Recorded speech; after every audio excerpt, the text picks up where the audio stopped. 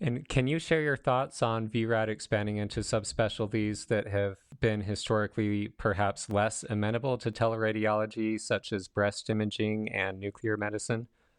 Well, actually, we've done pretty well with both breast imaging and nuclear medicine, with some caveats, I suppose. I'm a firm believer that technology is the answer to all difficulties facing radiology today. There's almost nothing you can't effect if you try hard enough. So, from a breast imaging standpoint, we've done wonderfully. We have our own cadre of dedicated mammographers.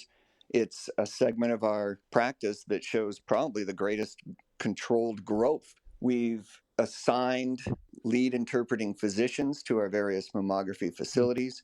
We've enabled face to face interaction with both the technologists and even the patients for counseling sessions by using simple video chat.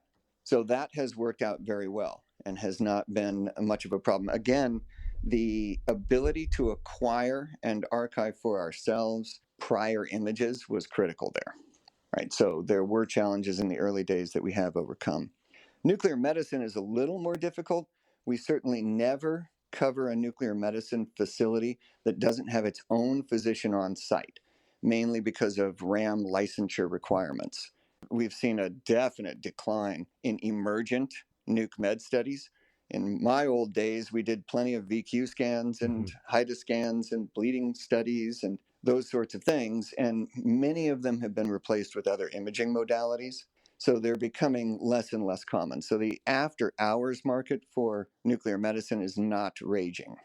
The one thing I would say, so there aren't too many specialties that have thwarted our efforts, but I do have to say pediatrics is one of them. Huh. And why is that?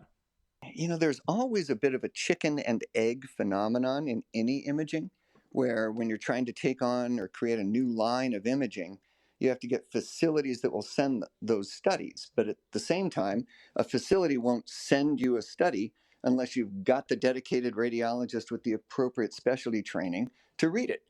On the other hand, it's hard to hire that specialist unless you've already got the appropriate imaging in the pipeline.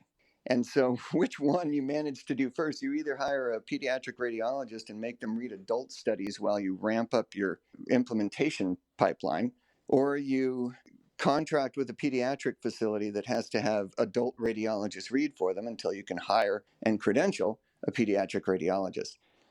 For some reason, that problem is exacerbated in the pediatric world, possibly because there's so few pediatric radiologists. But we have taken a run at creating a pediatric service line many times over. And at this point, I've kind of given up and have decided to leave it to others. I would not have guessed that you would have that challenge there, but it does make sense how you explain it. Yeah, that's probably the one that I'd say has been the most difficult for us. And we've been very successful with all the other types of specialty imaging, including things like stroke imaging, which can be a very complex workflow. The one thing I would add is I have discovered that it's not that easy or desirable to go after what I would call niche types of procedures. Coronary CTA, virtual colonography, even high resolution lung screening. In the old days of vRad, we always thought, oh, there's such cachet to those, and we want to tell everyone we're reading them, because what if someone says, hey, can you read our colonographies? If we say no, they'll go try to find some other provider. The real truth is that doesn't bring in other imaging volume.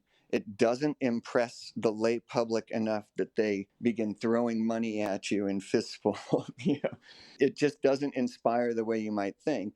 And it's not a large enough volume ever to warrant your efforts or to cause a client facility to look elsewhere for coverage.